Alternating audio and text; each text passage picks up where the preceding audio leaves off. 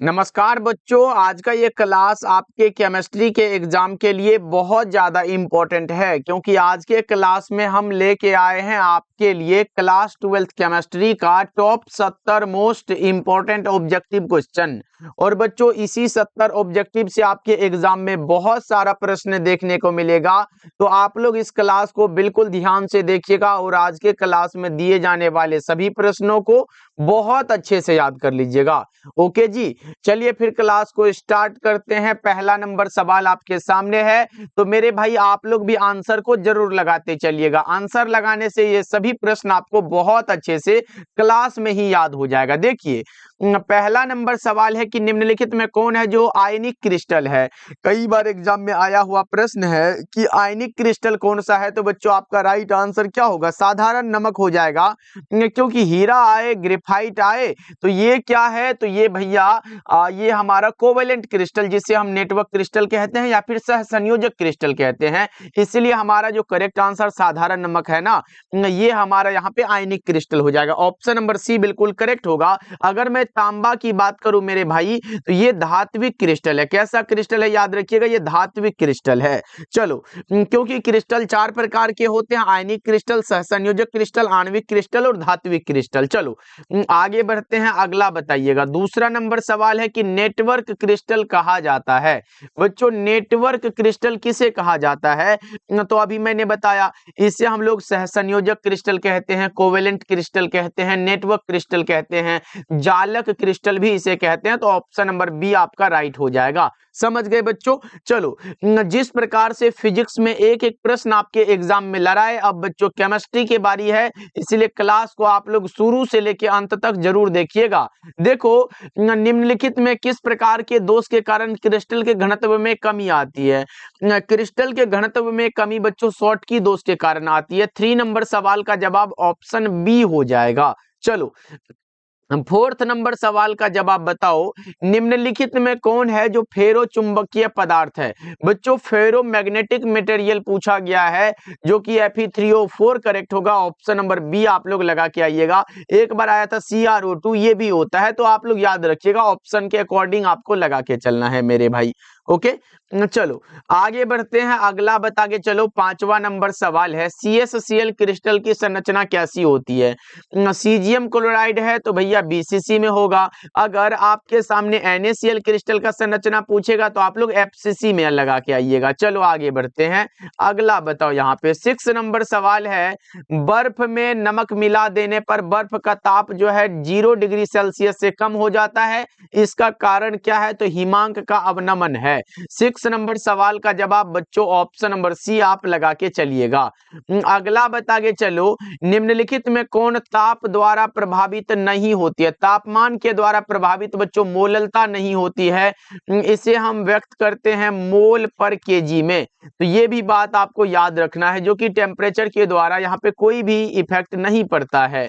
बताओ, यहाँ पे CaNO3 है और होल 2 है, इसका वन टॉप फैक्टर पूछा गया है, तो Ca का 1 हुआ और ये हमारा 2 है, तो 3 हो जाएगा। ऑप्शन नंबर सी आपका राइट हो जाएगा।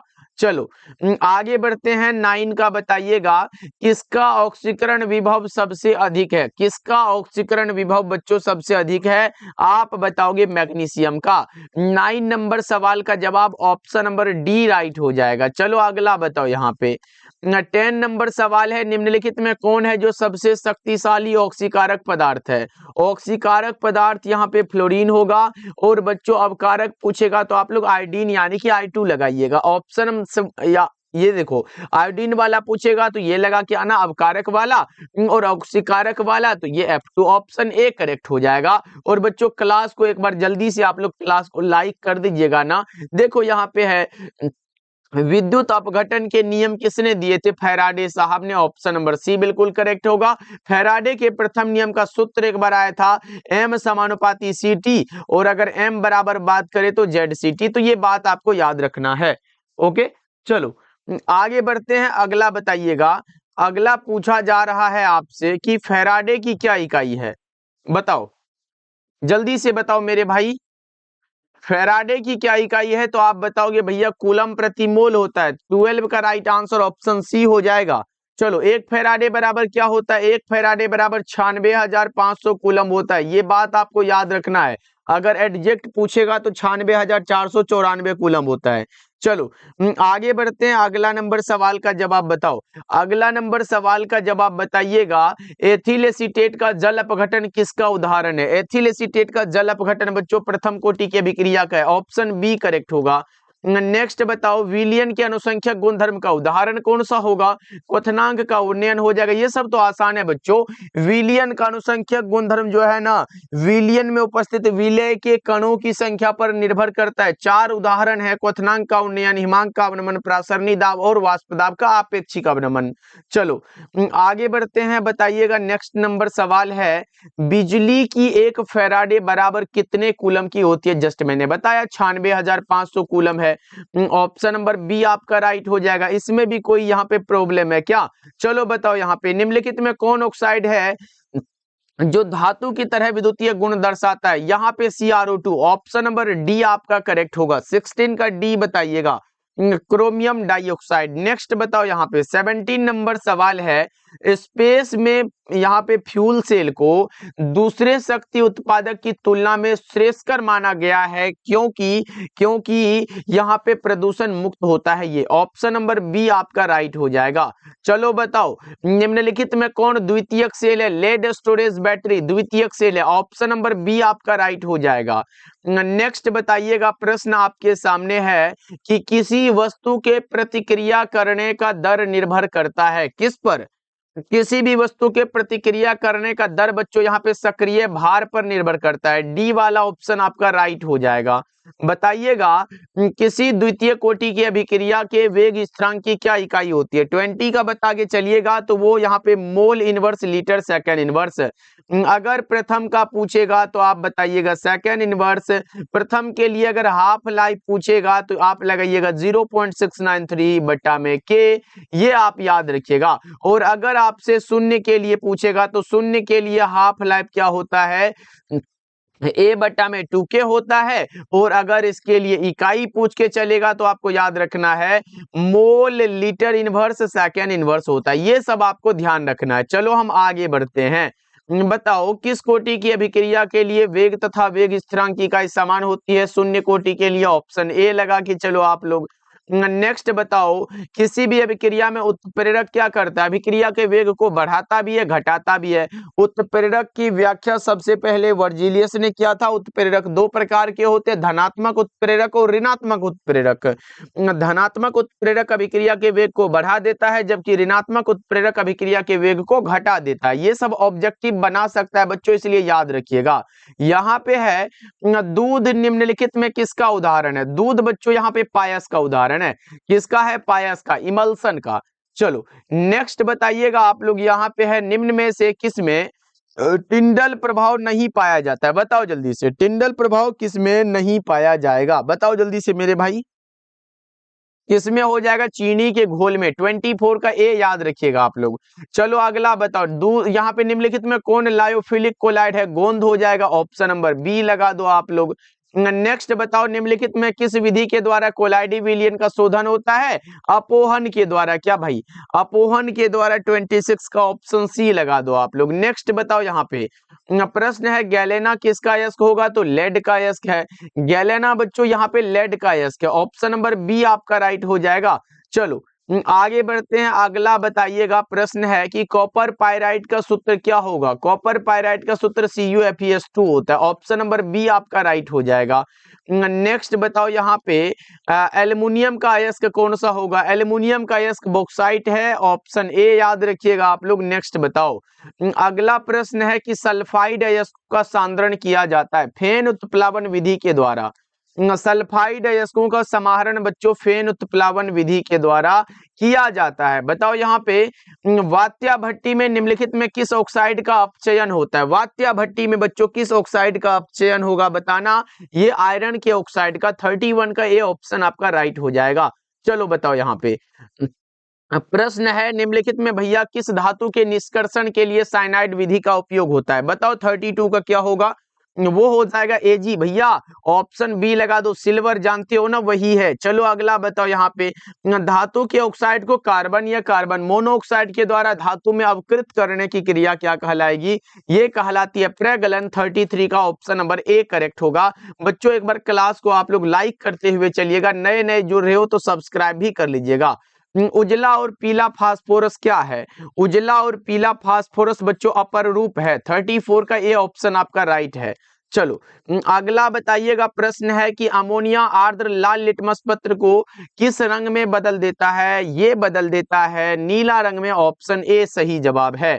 चलो अगला बताओ यहाँ पे, प्रश्न है कि नाइट्रिक अम्ल तैयार किया जाता है। ओस्टवाल्ड विधि से नाइट्रिक अम्ल बनाते हैं, हेवर विधि से हम अमोनिया तैयार करते हैं, संपर्क विधि से H2SO4 यानी कि गंधक अम्ल या फिर सल्फ्यूरिक अम्ल तैयार करते हैं, प्रकाश संश्लेषण से हरे पौधे अपना भोजन तैयार करते हैं। अगला बताओ, PCl5 एक प्रकार का क्या है? बच्चों PCl5 एक प्रकार का ऑक्सीडाइजिंग एजेंट है, ऑक्सीकारक है। ऑप्शन ए सही है।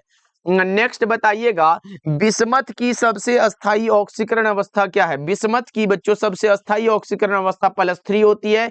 यहाँ पे ऑप्शन ए बता के चलिएगा आप लोग। चलो अगला बताओ, यहाँ पे प्रश्न आपके सामने है, कार्बोनिल ग्रुप में कार्बन का परमाणु sp2 हाइब्रिडाइज्ड होता है। ऑप्शन नंबर बी आप यहाँ पे लगा के चलोगे। नेक्स्ट बताओ, यहाँ पे प्रश्न है कि निम्नलिखित में कौन आर्थोफॉस्फोरिक अम्ल का अणुसूत्र है? बताओ आर्थोफॉस्फोरिक अम्ल का अणुसूत्र क्या होगा? H3PO4 होता है। ऑप्शन नंबर बी आपका राइट है। चलो बताओ यहाँ पे, H2SO4 एक प्रकार का क्या होगा? तो देखो सल्फ्यूरिक अम्ल इसका नाम है, तो एक प्रकार का क्या होगा? अम्ल हो जाएगा। राइट आंसर आपका ए सही है। नेक्स्ट बताओ आप लोग यहाँ पे, निम्नलिखित में कौन है जो ऑक्सीकारक एवं अवकारक दोनों की तरह व्यवहार करता है? ऑक्सीडाइजिंग एजेंट एंड यहाँ पे रिड्यूसिंग एजेंट बच्चों दोनों की तरह व्यवहार करेगा, वो कौन सा है? तो भैया वो H2S होता है। क्या बताओ एक बार पहले 42 का बताना क्या होगा? ऑप्शन नंबर ए आपका बिल्कुल करेक्ट होगा। ऑप्शन नंबर सी आप ध्यान रखिएगा। ओके बच्चों, यहाँ पे क्या बता रहे हो आप लोग? ऑप्शन नंबर सी, ऐसे HNO2 होता है, उसके बाद SO2 भी आता है, H2S भी आता है, H2O2 भी आता है। तो अभी का राइट आंसर आपका ऑप्शन नंबर कौन सा होगा? ए हो जाएगा। चलो आगे बढ़ते हैं, अगला नंबर सवाल का जवाब बताइएगा। यहाँ पे प्रश्न है कि ओलियम का सूत्र क्या होगा?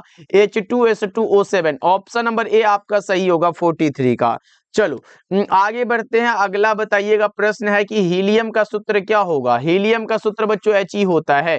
याद रखिएगा, हीलियम का ये सूत्र नहीं संकेत है, लेकिन एग्जाम में ऐसे ही पूछा था। देखो निम्नलिखित में कौन सी गैस है जो यहाँ पे एकल परमाणविक है? बच्चों मोनो एटॉमिक है, जो हीलियम होगा। सही जवाब ऑप्शन बी लगा दो आप लोग। चलो बताओ यहाँ पे, प्रथम संक्रमण श्रेणी में उच्चतम ऑक्सीकरण अवस्था प्रदर्शित करने वाला तत्व कौन सा है? 46 का बता के चलो, मैग्नीज है। ऑप्शन नंबर डी आपने ये पढ़ा होगा। नेक्स्ट बताओ यहाँ पे, फोटोग्राफिक फिल्म प्लेट में किसका आवश्यक घटक होता है? बताओ जल्दी से, किसका हो जाएगा? सिल्वर ब्रोमाइड, AgBr का। ऑप्शन नंबर बी आप यहाँ पे करेक्ट कर लो। नेक्स्ट बताओ, संक्रमण तत्वों को और भी किस नाम से जाना जाता है? तो हम इसे डी ब्लॉक का एलिमेंट कहते हैं, एफ ब्लॉक को अंतः संक्रमण तत्व कहते हैं। यहाँ पे बताओ, सिनेबार किसे कहा जाता है? HGS को सिनेबार और PBS को गैलेना कहा जाता है। अगला बता के चलो आप लोग, यहाँ पे है, निम्नलिखित में कौन सा तत्व प्रकृति में मुक्त अवस्था में पाया जाता है? सोना। ऑप्शन नंबर डी आपका राइट हो जाएगा। चलो आगे बढ़ते हैं, अगला बताओ, पृथ्वी की परत में सबसे अधिक मात्रा में पाया जाने वाला धातु कौन सा है? पृथ्वी की परत में सबसे अधिक मात्रा में एल्युमिनियम पाया जाता है। 51 का ए करेक्ट है। चलो आगे बढ़ते हैं, बताइएगा निम्नलिखित में यहाँ पे कौन प्रथम संक्रमण श्रेणी का सदस्य है? प्रथम संक्रमण श्रेणी का सदस्य बच्चों बताओ कौन सा करेक्ट होगा? निकेल है। ऑप्शन नंबर ए आपका राइट हो जाएगा। चलो अगला बताओ, यहाँ पे विटामिन B12 में उपस्थित रहता है। विटामिन B12 में क्या पाया जाता है बच्चों? क्या पाया जाएगा? कोबाल्ट। ऑप्शन नंबर ए आपका राइट हो जाएगा। बच्चों क्लास को लाइक कर दीजिएगा अगर आपने अभी तक नहीं करा है। तो देखो सभी लिगेंड कैसे होते हैं, सभी लिगेंड की बात करें तो ये लुईस भस्म होते हैं ना। चलो आगे बढ़ते हैं, अगला बताओ, यहाँ पे प्रश्न है, समन्वय यौगिकों के लिए सबसे पहला महत्वपूर्ण सिद्धांत किसने दिया था? वर्नर ने दिया था। सी ऑप्शन आपका राइट हो जाएगा। नेक्स्ट बता के चलो, निम्नलिखित में किस यौगिक का उपयोग अग्निशामक में होता है? अग्निशामक में बच्चों किनका उपयोग होता है बताओ? ये होता है CCl4 का। ऑप्शन नंबर ए आपका राइट हो जाएगा। चलो बताओ यहाँ पे, प्रश्न है कि एल्कील हैलाइड का प्रयोग निम्नलिखित में किसके निर्माण में होता है? तो एल्केन के निर्माण में, एल्कीन के निर्माण में और अल्कोहल के निर्माण में, इन सभी के निर्माण में यहाँ पे हो जाएगा। नेक्स्ट बताओ आप लोग, प्रश्न है SN2 क्रियाविधि में किनका निर्माण होता है? SN2 क्रियाविधि में बच्चों किनका निर्माण होता है बताओ? संक्रमण अवस्था का निर्माण होता है। ऑप्शन नंबर बी आपका राइट हो जाएगा। अगला बताइएगा, अल्कोहल में सक्रिय क्रियाशील मूलक क्या होगा? अल्कोहल का सक्रिय क्रियाशील मूलक OH होता है, जबकि ये कार्बोक्सिलिक एसिड है, ये कीटोन है बच्चों, और ये यहाँ पे एल्डिहाइड होता है। चलो आगे बढ़ते हैं, अगला बताओ। अगला प्रश्न है कि 1 डिग्री, 2 डिग्री, 3 डिग्री अल्कोहल में भैया अंतर या फिर जांच ज्ञात करते हैं ऑक्सीकरण विधि द्वारा, लुकास प्रतिकारक जांच के द्वारा, विक्टर मेयर परीक्षण के द्वारा, इन सभी के द्वारा करते हैं। नेक्स्ट बताओ यहाँ पे प्रश्न है कि प्राइमरी अल्कोहल का उत्प्रेरक निर्जलीकरण से क्या मिलता है? तो ये क्या मिलेगा भैया बताओ? अगर बात करूं तो ये एल्डिहाइड मिलता है, ऑप्शन नंबर डी करेक्ट होगा, प्राइमरी अल्कोहल है, सही बात है। इसके बाद की बात करूं तो वो हमारा कार्बोक्सिलिक एसिड मिलता है। देखो यहाँ पे इथॉक्सी एथेन का सूत्र क्या होगा? एथॉक्सी एथेन की बात करें तो C2H5OC2H5, option C right answer है, ऑप्शन सी लगाइएगा। लेकिन अगर मेथॉक्सी मेथेन पूछेगा तो आप क्या बताओगे बताओ?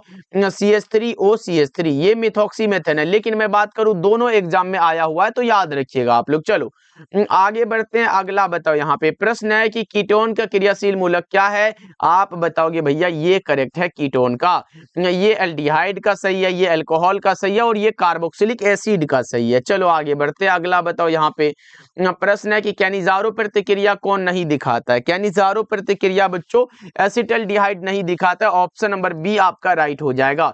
चलो बताओ, पायरोलिग्नियस अम्ल में क्या रहता है? पायरोलिग्नियस अम्ल में बच्चों 10% एसिटिक एसिड रहता है, जबकि विनेगार भी आ सकता है। तो विनेगार की बात करूं आप लोग, जिसे सिरका कहते हो, तो इसमें 6 से 10% एसिटिक एसिड पाया जाता है, तो ये भी बात आप याद रखिएगा।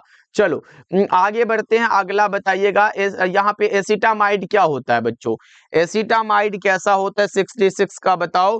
तो एसिटामाइड उभयधर्मी है, ऑप्शन नंबर सी राइट हो जाएगा। अगला बताइएगा, एक यौगिक जलांशन के पश्चात 1 डिग्री एमीन देता है, तो ये यौगिक कौन सा हो जाएगा? तो ये यौगिक साइनाइड हो जाएगा, ऑप्शन नंबर सी करेक्ट है। नेक्स्ट बता के चलो, निम्नलिखित शुगर में सबसे मीठा कौन सा होगा बताओ? सबसे मीठा की बात करो फ्रक्टोज है, ऑप्शन नंबर डी आप यहाँ पे करेक्ट करोगे। अगला बताओ। अगला प्रश्न है कि स्टार्च के जल अपघटन में निम्नलिखित में किस एंजाइम का उपयोग होता है? स्टार्च के जल अपघटन में भैया डायस्टेज का उपयोग है, ऑप्शन नंबर डी आपका करेक्ट हो जाएगा। अगला बताओ। अगला प्रश्न है कि COOH ग्रुप के अलावा एमिनो अम्ल में, देखो एमीन भी है और अम्ल भी है, तो अम्ल यहाँ पे है तो एमीन, एमीन ग्रुप NH2 है, ऑप्शन नंबर बी आप यहाँ पे लगा दो। ओके बच्चों, चलो बताओ ये क्लास आपको कैसा लगा कमेंट करिएगा, और बच्चों इस 70 ऑब्जेक्टिव को भी याद कर लीजिएगा। मैंने तभी से आपको 3 क्लास दे चुके हैं, तो इसके बाहर तो भाई नहीं आएगा, आप लोग अच्छे से रट के जाइएगा। ओके बच्चों, मिलते हैं फिर अगले क्लास में।